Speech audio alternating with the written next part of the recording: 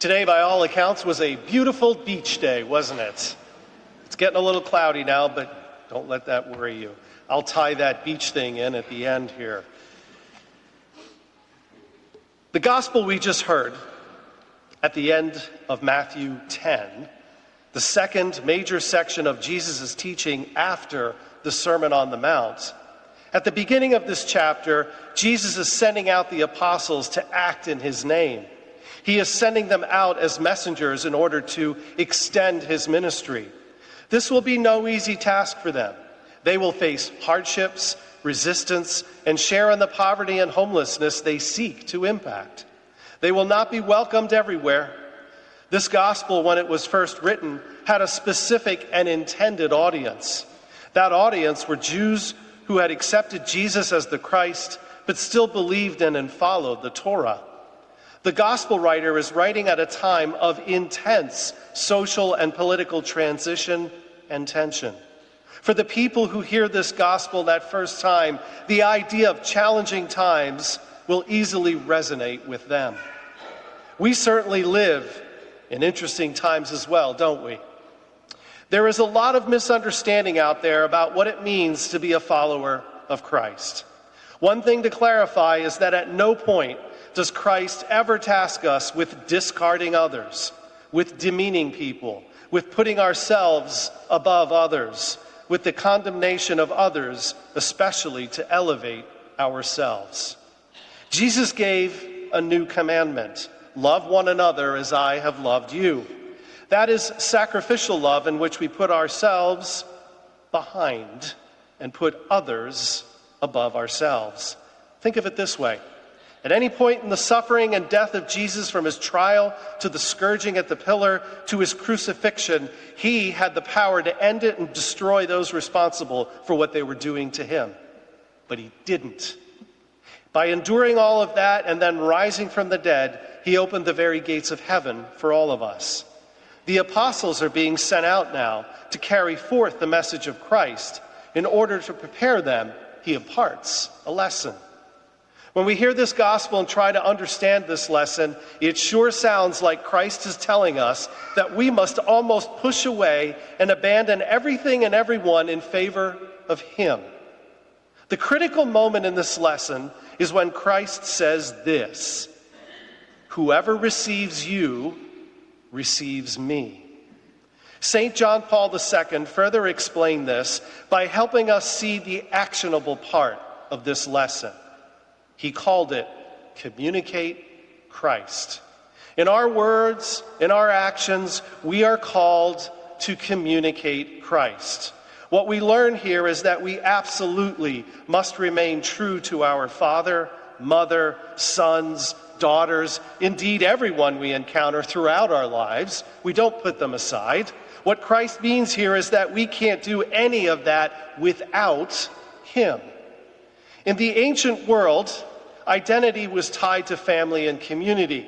It was understood that in showing hospitality, one welcomed not just an individual, but implicitly the community who sent that person and all that they represent. Therefore, welcoming a disciple of Jesus would mean receiving the very presence of Jesus himself and of the one who sent him, God the Father in heaven. Jesus continues, "Whoever welcomes a prophet in the name of a prophet will receive a prophet's reward, and whoever welcomes a righteous person in the name of a righteous person will receive the reward of the righteous."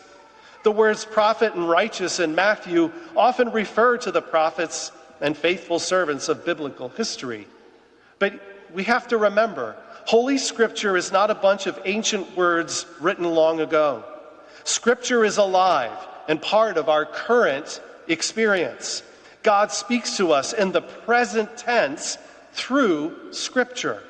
So prophet and righteous can also refer to contemporary prophets and the righteous ones of today.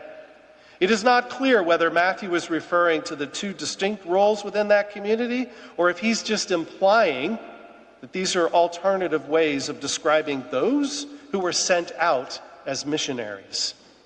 What are those prophets' reward and the reward of the righteous of which Jesus speaks? Here's where it gets interesting. Elsewhere in Matthew, the prophets receive persecution, rejection, and death. And yet those who are persecuted are told, rejoice and be glad, for your reward is great in heaven. And similarly, the righteous ones are promised that they will shine like the sun in the kingdom of their Father.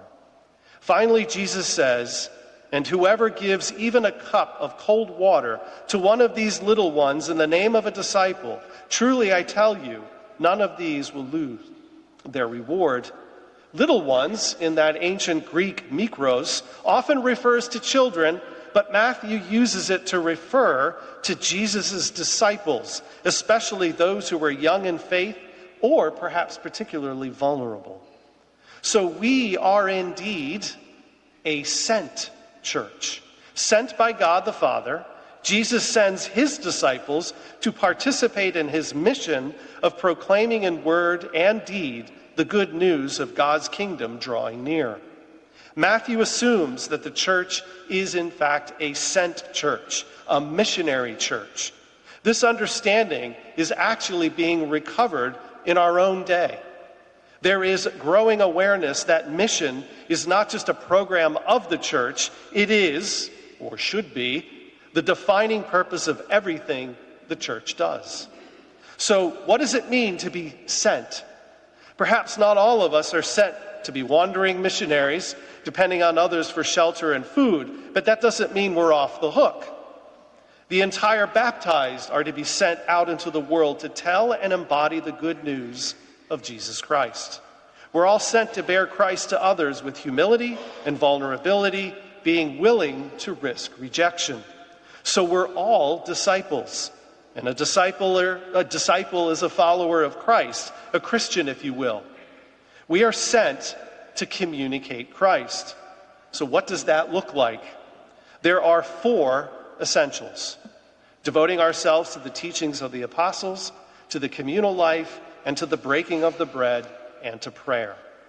Where do we find the teachings of the apostles, sacred scripture, and the sacred traditions of the church? The Holy Father, also known as the Pope, and all the bishops are the ones who help us find and understand the teachings of those apostles. What does it mean to be communal? From the very beginning, Jesus did not interact with just one person. He did not send out Peter and only Peter. He sent out the 12. And those 12 were called to create more disciples, and those 12 are today represented by the Holy Father and all the bishops. The breaking of the bread is not simply about us eating together.